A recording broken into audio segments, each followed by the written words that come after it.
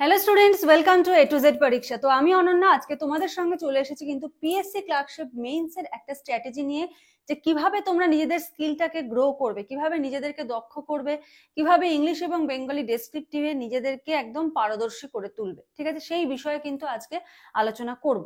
ঠিক আছে, তো তোমরা প্রত্যেকেই জানো যে ক্লার্কশিপের অ্যান্সার কি কিন্তু দিয়ে দিয়েছে। তো অ্যান্সার কি দেওয়া মানে এরপরে কাট অফ দেবে, এরপরে কাট অফের পরে একটা তোমাদের মেইনস এক্সামের একটা ডেট পড়বে। ঠিক আছে, মোটামুটি হাতে যে সময়টা পাওয়া যাবে সেই সময়টাকে যাতে খুব ভালোভাবে কাজে লাগানো যায়, তার জন্য কিন্তু তোমাদেরকে এই স্কিলগুলোকে কিন্তু বাড়াতে হবে। তো প্রথমে দেখো তোমাদের কি থাকে, সিলেবাসে থাকে হলো প্রেসি, রিপোর্ট, ট্রান্সলেশন, তাই তো। তো কিভাবে নিজের দক্ষতাটাকে বাড়াবে?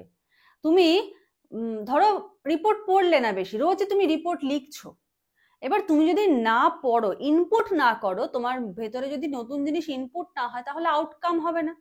আউটকামটাকে সুন্দর করতে গেলে নতুন জিনিসকে ইনপুট করতে হবে, তাই তো। তুমি যেটুকু তুমি নতুন রিপোর্ট কিছু পড়ছো না, তুমি নিউজ পেপার পড়ছো না, এদিকে তুমি রোজ রিপোর্ট লিখছো। আমি 10টা 15টা আমি প্রচুর রিপোর্ট প্র্যাকটিস করেছি, কিন্তু আমি নতুন কিছু পড়িনি। তাহলে তোমার লেখা যেরকম ছিল সেরকমই থাকবে, তার বেশি কিন্তু তুমি লিখতে পারবে না।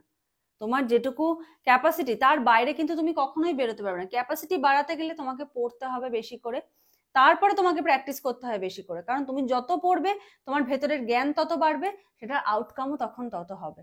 ঠিক আছে, কারণ এতদিন যা এখন তোমার যা আউটকাম হচ্ছে, সেটা এতদিন তুমি যা অ্যাডপ্ট করেছো সেটার আউটকাম হচ্ছে।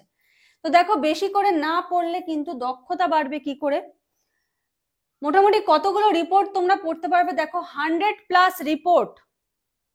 এ টু জেড পরীক্ষা থেকে কিন্তু 100+ রিপোর্ট প্রোভাইড করা হবে। সাথে থাকবে আপডেটেড রিপোর্ট থাকবে, আপডেটেড ঘটনাবলীর উপর রিপোর্ট থাকবে। কতদিন পর্যন্ত এই রিপোর্টগুলো তোমরা পাবে? যতদিন না তোমাদের মেইনস এক্সাম হচ্ছে, আপ টু মেইনস পর্যন্ত কিন্তু তোমরা এই রিপোর্ট পাবে। ভাবো, এতগুলো রিপোর্ট যদি তুমি পড়ো না, অটোমেটিক তুমি নতুন নতুন ওয়ার্ড প্রচুর শিখে যাবে। কিভাবে একটা সেন্টেন্স লিখতে হচ্ছে, সেই ওয়ার্ডটা একটা সেন্টেন্সে কিভাবে অ্যাপ্লাই হচ্ছে, এগুলো যত পড়বে তত কিন্তু তোমার স্কিল গ্রো হবে। ঠিক আছে, নেক্সট দেখো প্রেসি। প্রেসি দেখো, পিকে দে সরকার থেকে কিন্তু অনেক সময়ই কমন চলে আসে, ম্যাক্সিমাম টাইমই দেখা যায় পিকে দে সরকারের অনুশীলনী ধরে কিন্তু একদম পরীক্ষাতে দিয়ে দেয়। তো পিকে দে সরকারের অনুশীলনীতে 100টা মতো প্রেসি রয়েছে। এই 100টা প্রেসির সলিউশন যদি তুমি পড়তে পারো, তোমার প্রেসি লেখার দক্ষতা কতটা বাড়বে নিজেই একবার চিন্তা করো। এই 100টা প্রেসির সলিউশন যদি পড়তে পারো, নেক্সট এটার সঙ্গে যদি আরো 150টা প্রেসি তুমি উইথ সলিউশন প্র্যাকটিস করতে পারো, ধরো প্র্যাকটিস করলে তারপর সলিউশনটা দেখে আবার নিজের মতো করে আরেকবার প্র্যাকটিস করলে, টোটাল কতগুলো হলো? 250টা প্রেসি। 250টা প্রেসি যদি তুমি প্র্যাকটিস করে যাও বহুবার করে, তোমার প্রেসি লেখার দক্ষতা এমনিই বেড়ে যাবে। তুমি এমনিই অনেক নতুন নতুন ইংলিশ ওয়ার্ড জেনে যাবে। কতটা তোমার স্কিল গ্রো হচ্ছে। তো এতগুলো কিন্তু প্রায় তোমাকে প্র্যাকটিস করতে হবে। নেক্সট দেখো ট্রান্সলেশনে আসছি। ট্রান্সলেশনেও কিন্তু তুমি পেয়ে যাচ্ছ পিকে দে সরকারের সলিউশন। তোমরা প্রিভিয়াস ইয়ার দেখলে দেখতে পাবে যে হুবহু পিকে দে সরকার থেকে কিন্তু তোমাদের ট্রান্সলেশন একদম পরীক্ষায় দিয়ে দিয়েছে, যা আছে পিকে দে সরকারে তাই দিয়ে দিয়েছে। তো পিকে দে সরকারে 112টা ট্রান্সলেশন আছে, তার সলিউশন কিন্তু তোমরা পেয়ে যাবে যদি প্র্যাকটিস করতে চাও। সাথে কি দেওয়া হবে?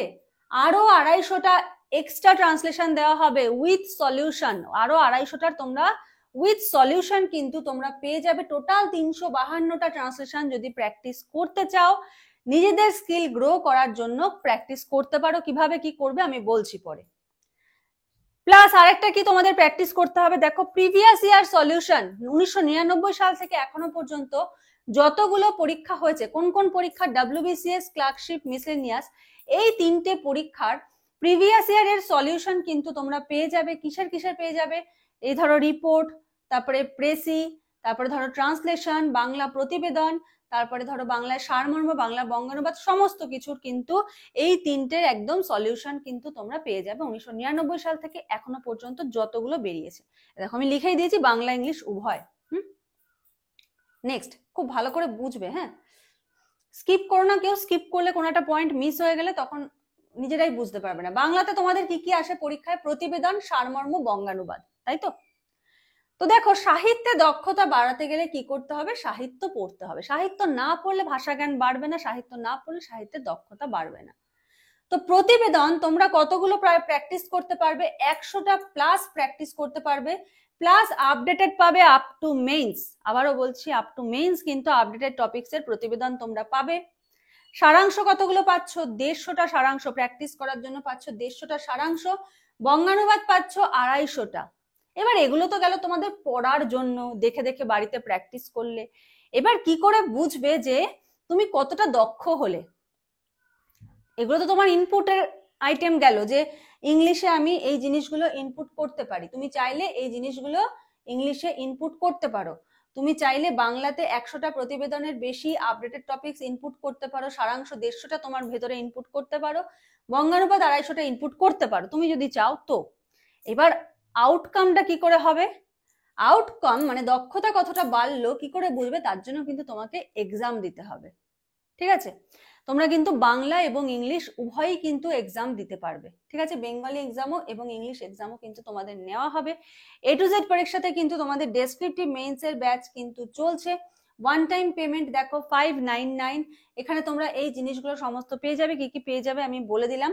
তো যদি মনে করো যে মেইনসের যে প্রিপারেশনটাকে একদম বুস্ট করবে, মেইনসের জন্য খুব ভালো করে নিজেকে তৈরি করবে, এক্সাম দেবে, সমস্ত কিছুর ম্যাটেরিয়ালস নিয়ে তোমরা পড়বে, ঠিক আছে? সমস্ত ম্যাটেরিয়ালস কিন্তু তোমরা পেয়ে যাবে, পড়তে পারবে, নতুন নতুন রিপোর্ট, কোনো বইতে পাবে না। এই যে রিপোর্ট আমরা যা দেবো না, এগুলো কোনো বইতে পাবে না, এত রিপোর্ট এখানে দেওয়া হবে। One time payment 599। যদি কেউ এই ব্যাচটা এনরোল করতে চাও, তোমরা স্ক্রিনে যে নাম্বার দেখতে পাচ্ছ সেই নাম্বারে যোগাযোগ করো। যদি আরো কিছু ডিটেলস জানার থাকে এই নাম্বারে যোগাযোগ করে জেনে নাও, জেনে নিয়ে তোমরা যদি মনে করো ব্যাচটা এনরোল করবে তো এনরোল করতে পারো। তো আজকের মতো এখানে শেষ করছি। প্রত্যেকে খুব ভালো করে মেইনসের জন্য তৈরি হও, ঠিক আছে? মেইনসের জন্য খুব ভালো করে প্রিপারেশন নাও। কোনো ডাউটস থাকলে কমেন্ট সেকশনে জানিও, বা কল করে বা হোয়াটসঅ্যাপ করে জেনে নিতে পারো। আজকের মতো এইটুকুই। Thank you.